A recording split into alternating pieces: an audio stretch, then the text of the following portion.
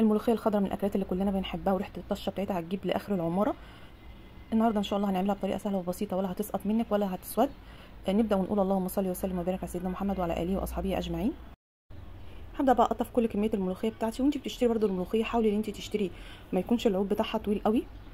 الملوخيه القصيره دي بتكون طعمها مسكر، وتكون الورقه بتاعتها كده مش مخرمه. هخلص بقى كل الكميه اللي معايا. هبدا بقى انا اغسل الملوخيه لازم تتغسل كويس جدا. هاتي بوله واسقطي فيها الملوخيه بتاعتك، وما تكبيش الملوخيه بالميه، لا شيلي الملوخيه من الميه عشان لو في اي رواسب ولا اي طينه تنزل في قعر البوله.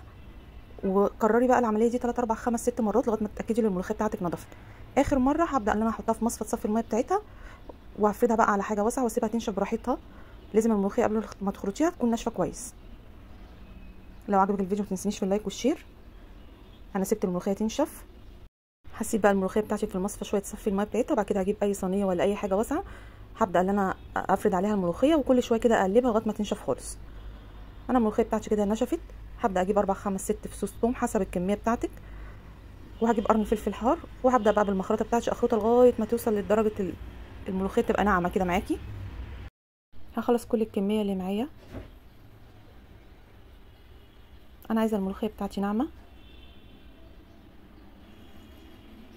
اول ما توصل معاكي وتلم معاكي الملوخيه كده وتنعم خلاص كده تمام، احنا وصلنا للي احنا عايزينه. نبدا بقى نشوف الخطوه اللي وراها. هجيب بقى كميه الشوربه بتاعتي على حسب كميه الملوخيه، وهحط معاها مكعب ماجي.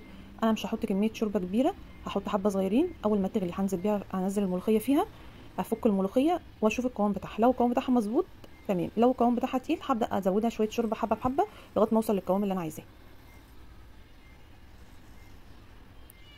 هفك بقى الملوخيه بتاعتي. انا هنا ما كنتش محتاجه ان انا ازود لها شوربه، كان قوامها مظبوط. بصي الملوخيه بتاعتي ولا سقطت ولا لونها اسود، وما حطيتش اي اضافات. نبدا بقى نعمل الطشه.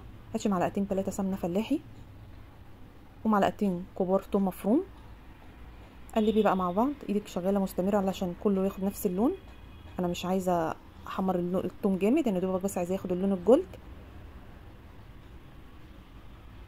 سهله وبسيطه، ما تصعبيش حاجه على نفسك. هنزل بمعلقه كبيره كزبره ناشفه. الريحه جباره. اول ما التوم معايا يوصل للون الجولد هنزل بيه على الملوخيه على طول. ان شاء الله تجربي الطريقه وتعجبك.